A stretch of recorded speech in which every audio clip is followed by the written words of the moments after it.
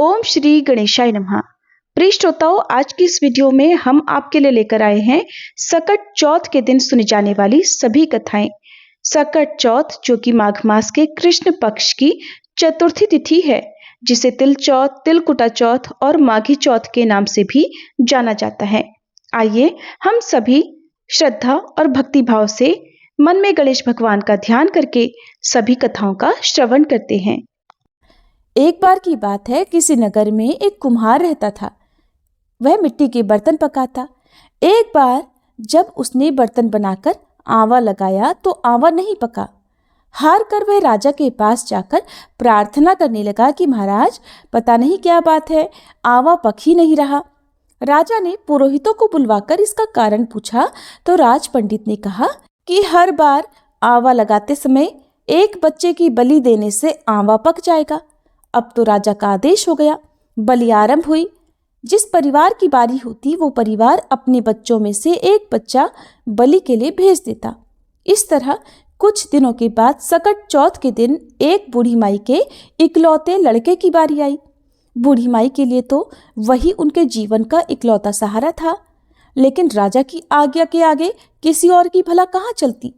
दुखी बूढ़ी माई सोच रही थी कि मेरा तो एक ही बेटा है और वो भी सकट के दिन मुझसे अलग हो जाएगा। बूढ़ी माई के दुख का कोई अंत ही नहीं था, लेकिन बूढ़ी माई ने धैर्य रखा और उन्होंने अपने बेटे को सकट की सुपारी और दूब का बीड़ा देकर कहा कि बेटा, भगवान का नाम लेकर आंवा में बैठ जाना, सकटा माता तुम्हारी रक्षा करेंगी। सकट का दिन था। बूढ़ी माई ने व्रत रखा था। इधर कुम्हार के घर पर बालक को मिट्टी के बर्तनों के साथ आंवा में डाल दिया। सकट चौथ का दिन था। बूढ़ी माई लगातार गणेश भगवान और सकटा माता से अपने बच्चे की सुरक्षा के लिए प्रार्थना कर रही थी, उसकी लंबी उम्र के लिए कामना कर रही थी। इधर चमत्कार हुआ। कुम्हार ने सुबह उठकर देखा तो आंवा में तो उसके बर्तन पक गए थे, लेकिन उस बालक का बाल भी बांका नहीं हुआ था। पहले तो आंवा पकने में कई कई दिन लग जाते थे, लेकिन ये चमत्कार देखकर अब वह डर गया और राजा के दरबार में जाकर सारी घटना बताई।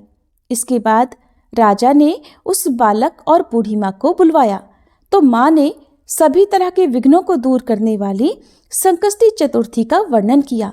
इस घटना के बाद से महिलाएं संतान और परिवार के सौभाग्य के लिए सकट चौथ का व्रत करने लगी। ऐसी है सकट चौथ की महिमा। जो जिस कामना से व्रत रखता है, पूजा करके कथा श्रवण करता है, गणेश भगवान और सकटा माता उनकी सभी मनोकामनाएं पूर्ण करती हैं। बोलिए सकटा माता की जय, गणेश भगवान की जय। अब सुनिए सकट चौथ की देवरानी और जिठानी की कहानी। एक बार की बात है, एक शहर में देवरानी जिठानी रहा करती। देवरानी तो गणेश भगवान की बड़ी भक्त थी और वह नियमित पूजा पाठ भी करती थी।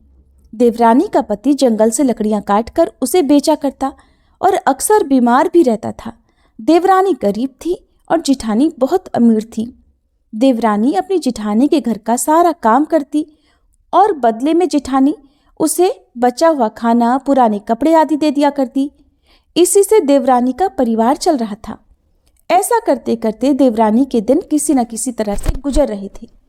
ऐसा ही करते करते अब माघ का महीना आ गया और चतुर्थी तिथि पर देवरानी ने तिल चौथ यानी सकट चौथ का व्रत रखा और पूजा करके तिल चौथ की कथा सुनी। फिर तिलकुटा छीके में रख दिया और सोचा कि रात को चंद्रमा निकलने के बाद ही कुछ खाऊंगी। इस तरह से कथा सुनकर वह जिठानी के यहाँ काम करने चली गई। जिठानी के यहाँ पहुंचकर भोजन बनाकर जिठानी के बच्चों को भोजन करने के लिए कहने लगी तो बच्चे बोले, चाची, माँ ने तो व्रत रखा है और माँ भूखी हैं। माँ जब भोजन करेंगी तभी हम भी करेंगे। जब जेठ जी को भोजन करने के लिए कहा तो जेठ जी बोले, मैं अकेला नहीं खाऊंगा, जब चंद्रमा निकलेगा तभी मैं भी खाऊंगा। अब देवरानी ने कहा कि मुझे भी घर जाना है, इसलिए मुझे खाना दे दो। तब जिठानी ने उससे कहा कि आज तो अभी तक किसी ने भी भोजन नहीं किया, तो मैं तुम्हें कैसे दे दूं? तुम सवेरे ही बचा हुआ खाना ले जाना। जेठानी की ये बात सुनकर देवरानी उदास होकर घर चली आई। देवरानी के घर पर पति, बच्चे सब आस लगाए बैठे थे कि आज तो त्योहार का दिन है, कुछ अच्छा खाने को मिलेगा। लेकिन जब बच्चों को पता चला कि आज तो रोटी भी नहीं मिलेगी तो बच्चे रोने लगे। ये देखकर देवरानी के पति को गुस्सा आ गया और कहने लगा, दिन भर काम करने के बाद भी 2 रोटियां नहीं ला सकती तो काम ही क्यों करती हो। पति ने गुस्से में आकर पत्नी को कपड़े धोने के धोवने से पीटा। धोवना हाथ से छूट गया तो पाटे से मारा। वो बेचारी गणेश जी को याद करती हुई रोते रोते पानी पीकर सो गई। उस दिन गणेश जी देवरानी के सपने में आए और कहने लगे, धोवन मारी, पाटे मारी, सो रही है या जाग रही है। वो बोली, कुछ सो रहे हैं, कुछ जाग रहे हैं। गणेश जी बोले, भूख लगी है, खाने के लिए कुछ दे दो। देवरानी बोली, क्या दूं, मेरे घर में तो अन्न का एक दाना भी नहीं है। जेठानी बचा हुआ खाना देती थी, आज तो वो भी नहीं मिला। देवरानी ने आगे कहा कि पूजा का बचा हुआ तिलकुटा छींके में पड़ा है, वही खा लो। गणेश जी ने निकालकर तिलकुटा खाया और उसके बाद कहने लगे, धोवने मारी, पाटे मारी, निमटाई लगी है, कहाँ निमटे। तब देवरानी ने कहा, ये तो खाली झोपड़ी है, आप कहीं भी जा सकते हैं, जहां इच्छा हो वहां निमट लो। फिर गणेश जी बोले, अच्छा अब कहाँ पहुंचूं। अब की बार तो देवरानी को बहुत गुस्सा आया। कहने लगी, कब से परेशान किए जा रहे हो, सोने भी नहीं देते। वो बोली, मेरे सिर पर पोछो और कहाँ पोछोगे। अब देवरानी जब सुबह सोकर उठी तो देखकर हैरान रह गई कि उसका पूरा घर तो हीरे और मोतियों से जगमगा रहा है। सिर पर जहां विनायक जी पोंछनी करके गए थे, वहां पर तो हीरे के टीके और बिंदी जगमगा रहे थे। अब देवरानी जिठानी के यहाँ काम करने नहीं गई। जिठानी ने कुछ देर तक तो उसका इंतजार किया, फिर बच्चों को देवरानी को बुलाने भेज दिया। जिठानी ने सोचा कल खाना नहीं दिया था, इसलिए शायद देवरानी बुरा मान गई होगी। बच्चे बुलाने गए और बोले, चाची चलो, माँ ने बुलाया है। दुनिया में चाहे कोई मौका चूक जाए, पर देवरानी जिठानी आपस में कहने का कोई मौका नहीं छोड़ती। देवरानी कहने लगी, बेटा बहुत दिन तेरी माँ के यहाँ काम कर लिया, अब तुम अपनी माँ को ही मेरे यहाँ काम करने भेज दो। बच्चों ने घर जाकर माँ से कहा, माँ, चाची का पूरा घर तो हीरे और मोतियों से जगमगा उठा है। जिठानी को विश्वास नहीं हुआ, दौड़कर झट देवरानी के घर पहुंची। देखकर हैरान रह गई और पूछा, ये सब कैसे हो गया। तब देवरानी ने जेठानी को रात में हुई सारी घटना बताई, जो कुछ भी उसके साथ हुआ था। एक एक बात सच सच बता दी, क्योंकि वह दिल की बहुत सच्ची थी। अब तो घर लौटकर जेठानी ने कुछ सोचा और अपने पति से कहने लगी, सुनिए, आज आप मुझे धोवने और पाटे से मारो। उसका पति बोला, अरे भलमानस, मैंने तो कभी तुम पर हाथ तक नहीं उठाया, मैं भला तुम्हें धोवने और पाटे से कैसे मार सकता हूं। पर वो नहीं मानी और जिद करने लगी। आखिरकार मजबूर होकर पति को उसे मारना पड़ा। मार खाने के बाद उसने ढेर सारा घी डालकर चूरमा बनाया और छींके में रखकर सो गई। रात को विनायक जी जेठानी के सपने में भी आए और कहने लगे कि भूख लगी है, मैं क्या खाऊं। जेठानी बोली, हे भगवान गणेश, आपने तो मेरी देवरानी के घर पर एक चुटकी सूखा तिलकुट खाया था, मैंने तो झड़ते घी का चूरमा बनाया है और आपके लिए छींके में रखा है, साथ साथ फल और मेवे भी रखे हैं, जो आपकी इच्छा हो खा लो। गणेश जी बोले, खा लिया, अब बताओ निपटे कहाँ। जेठानी बोली, उसके यहाँ तो टूटी हुई झोपड़ी थी, मेरे यहाँ तो बहुत अच्छा महल है, जहाँ चाहो निबट सकते हो। तो गणेश जी ने पूछा, अच्छा अब बताओ पोंछू कहाँ। वो बोली, मेरे माथे पर बड़ी सी बिंदी लगाकर पोंछ लो। धन की भूखी लालची जेठानी रात भर खुशी से फूली नहीं समा रही थी। सोच रही थी कि सुबह जब वह उठेगी तो पूरा घर उसे हीरे मोती सोने जवाहरात चांदी से भरा मिलेगा।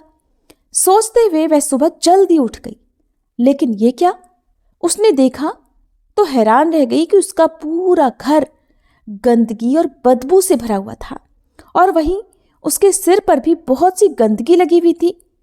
ये सब देखकर जेठानी ने अपना माथा पीट लिया और कहने लगी, हे गणेश जी महाराज, ये आपने क्या किया, मुझसे रूठे और देवरानी पर टूटे।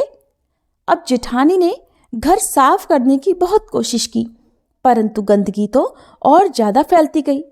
जेठानी के पति को मालूम हुआ तो वो भी बहुत गुस्सा हुआ और फिर बोला, तेरे पास तो इतना सब कुछ था, फिर भी तेरा मन नहीं भरा।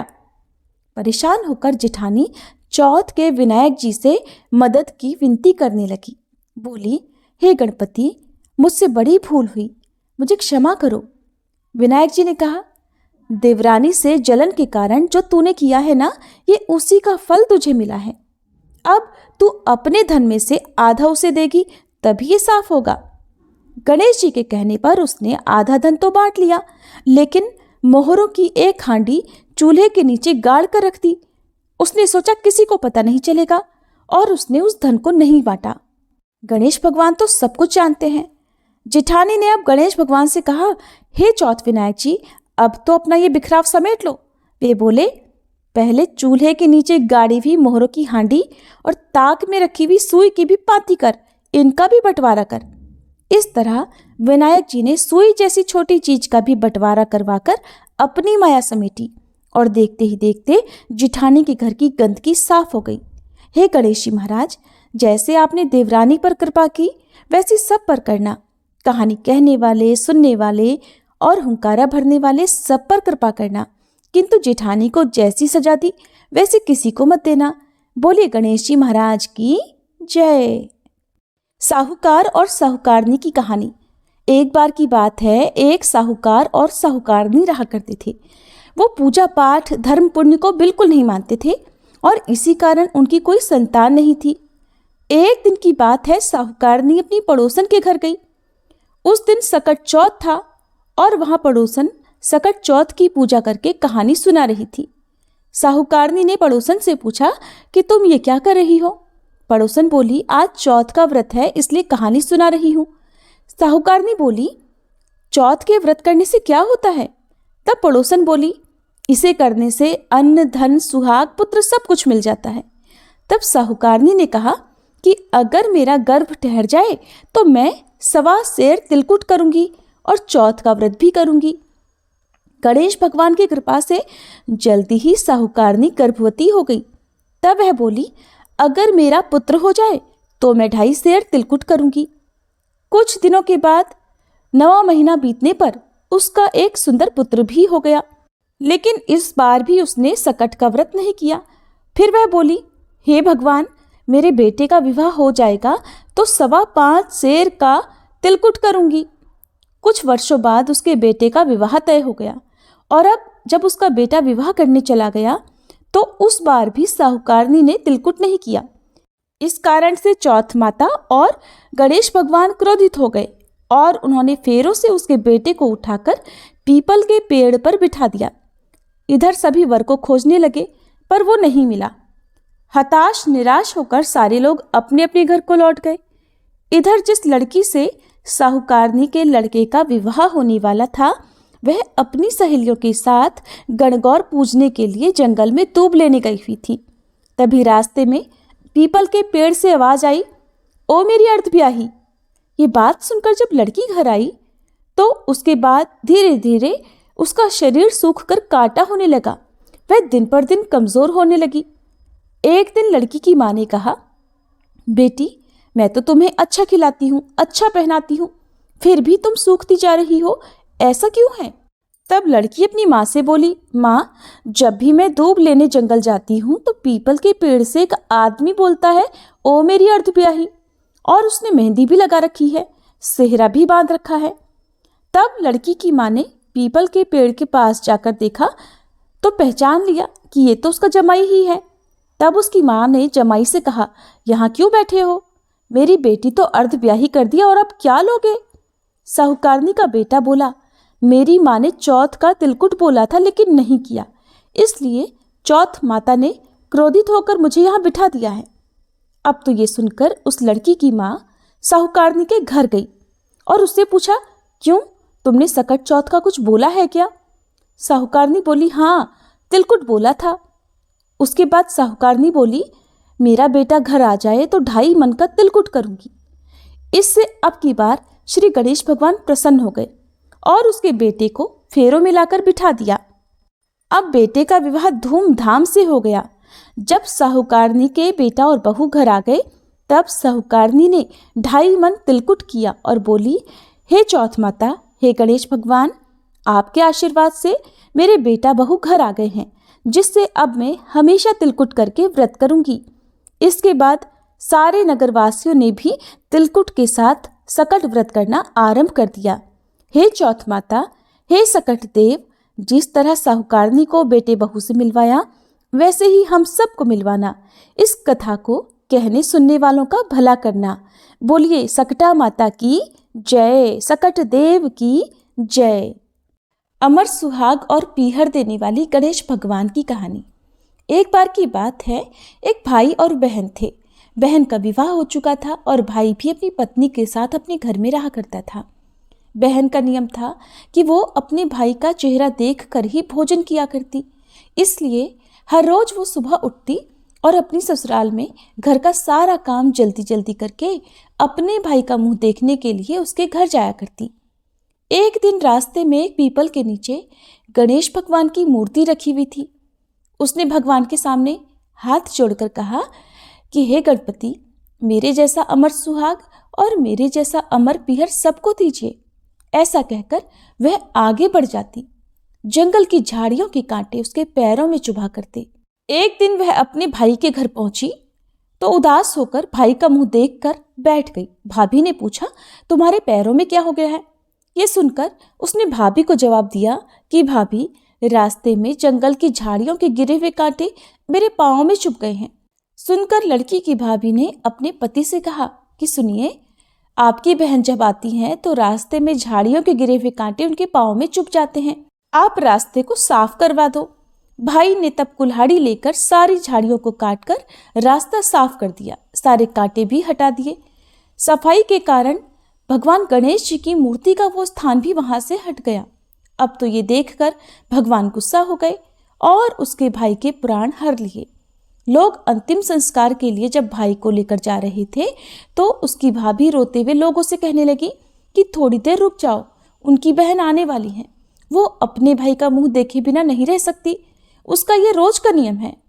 तब लोग कहने लगे, आज तो देख लेगी, पर कल कैसे देखेगी? अब उधर रोज की तरह बहन अपने भाई का मुंह देखने के लिए जंगल में निकली। आज उसने देखा कि जंगल में तो सारा रास्ता साफ किया हुआ है। जब वह थोड़ा और आगे बढ़ी तो उसने देखा कि सिद्धि विनायक को भी वहां से हटा दिया गया है।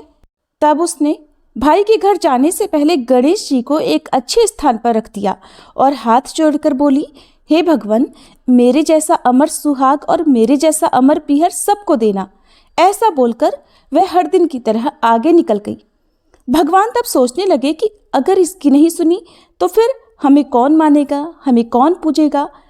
तब सिद्धि विनायक ने उसे आवाज दी, बेटी, इस खेजड़ी की 7 पत्तियां लेकर जा और उसे कच्चे दूध में घोलकर भाई के ऊपर छींटा मार देना, वो उठकर बैठ जाएगा।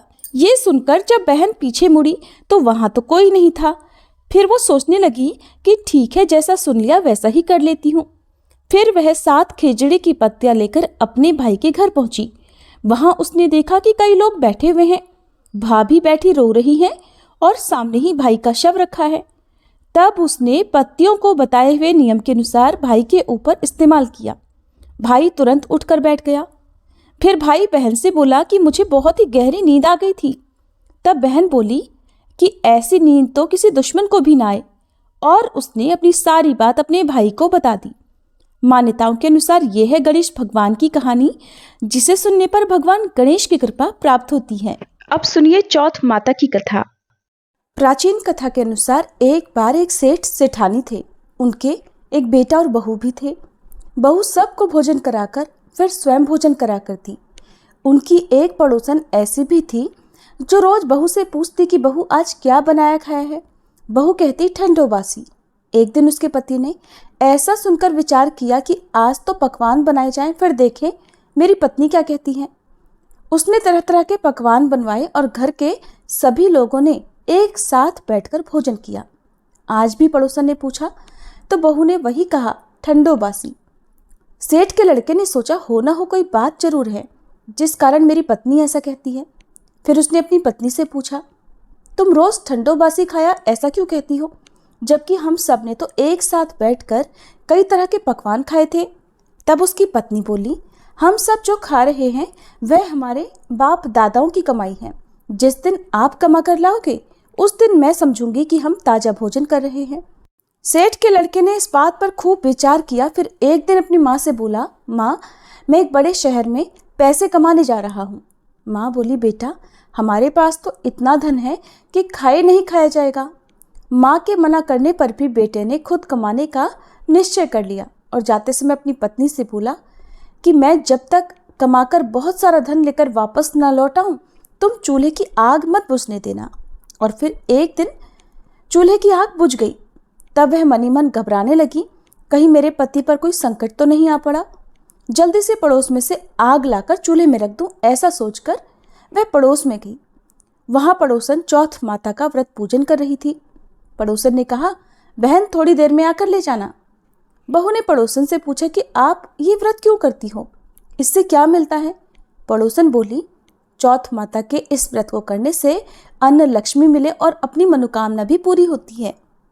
अब बहू भी चौथ माता का व्रत करने लगी। दीवार पर चौथ माता बनाई और उस दिन घी गुड़ का चूरमा बनाकर रात को चंद्रमा को अर्घ्य देकर भोजन करती। ऐसा करते करते उसे बहुत दिन बीत गए। उधर चौथ माता ने बहू के पति को सपने में दर्शन दिए कि साहूकार के बेटे, तू जाग रहा है कि सो रहा है? तेरी पत्नी तुझे बहुत याद कर रही है। जा, घर जा और उसकी चिंता मिटा। तो दुकान खोलकर कंकु केशर का पगलिया बना के बैठ जाना। आज तेरा सारा हिसाब किताब चुकता हो जाएगा। अब तो चौथ माता ने जैसा कहा था वैसा ही हुआ। उसने घर जाने की तैयारी की और गाड़ी भरकर धन दौलत लेकर चल पड़ा। रास्ते में एक बड़ा सा काला नाग फन फैलाए बैठ गया और बोला, आज तो मैं तुझे डसूंगा, छोड़ूंगा नहीं, तेरी उम्र पूरी हो गई है। सेठ का लड़का बोला, आज चौथ माता ने मुझे सपना दिया तो मैं अपनी पत्नी से मिलने घर जा रहा हूँ। वहाँ मेरी पत्नी मेरा इंतजार कर रही होगी, बहुत चिंता कर रही होगी। मैं उससे मिलकर जरूर वापस आऊँगा, तब तुम मुझे डस लेना। नाग बोला, तुम अगर शपथ लेकर जाओ तो ही मैं तुम्हें जाने दूंगा। अगर तुम लौट कर नहीं आए तो मैं तुम्हारे घर पर आकर ही तुम्हें डस लूँगा। इस प्रकार साहूकार का वह बेटा सांप को वचन देकर अपने घर पहुँच गया। वहाँ सभी से हंसी खुशी से मिला और भोजन करके फिर एक कोने में उदास होकर बैठ गया। उसकी पत्नी ने उदासी का कारण पूछा तो पति ने काले नाग वाली बात बताते हुए कहा, अगर मैं उसके पास नहीं जाऊंगा तो वो घर आकर ही मुझे डस लेगा। पत्नी बहुत चतुर थी, बोली, आप घबराओ नहीं, लेट जाओ, मैं एक उपाय करती हूँ। पत्नी ने कमरे की 7 पैड़ी धोई। पहली पैड़ी पर रेत, दूसरी पर इत्र, तीसरी पर गुलाल फूल, चौथी पर कंकु केशर, 5वीं पर लड्डू पेड़ा, 6ठी पर गादी गलीचा और 7वीं पैड़ी पर दूध से भरकर कटोरा रख दिया। इस प्रकार वह 7 ही पैड़ी सजाकर बैठ गई। आधी रात होते ही वह नाग आकर पैड़ी चढ़ने लगा। पहली पैड़ी पर रेत में लौट गया और कहने लगा, सेठ की बहू ने आराम तो बहुत दिया, लेकिन क्या करूं, वचन से बंधकर यहाँ आया हूं, इसलिए डसूंगा तो मैं जरूर। इस प्रकार 7 ही पैड़ियों पर वह नाग आराम करता हुआ और कहता कि डसूंगा जरूर कमरे में जाने ही वाला था कि चौथ माता ने विचार किया कि अगर मैं इसे नहीं बचाऊंगी तो संसार में धर्म कर्म और व्रत पूजन फिर कौन मानेगा। अब तो गणेश जी, चंद्रमा जी और चौथ माता ने साहूकार के बेटे को बचाने का विचार किया। चंद्रमा जी ने उजाला कर दिया, चौथ माता ढाल बन गई और गणेश जी ने तलवार लेकर नाग को मार दिया और ढाल से ढक दिया। बहू भी थकी हारी सो गई।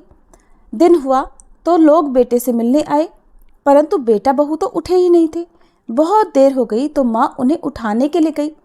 माँ ने 7 पैड़ियों पर जो कुछ देखा तो बहुत घबराई और जोर से बेटे बहू को आवाज़ लगाई। बेटा बहू उठे तो देखा कि एक ढाल तलवार वहाँ पड़ी है। अब ढाल उठाई तो वही काला नाग मरा हुआ पड़ा है। बेटा बहू ने सोचा कि आज तो धर्म कर्म ही आड़े आए, जब भगवान श्री गणेश और चौथ माता ने हमारी रक्षा की। हे चौथ माता, आपने जैसे सेठ के बेटे बहू की रक्षा की वैसे सब की रक्षा करना। प्रेम से बोलिए चौथ माता की जय।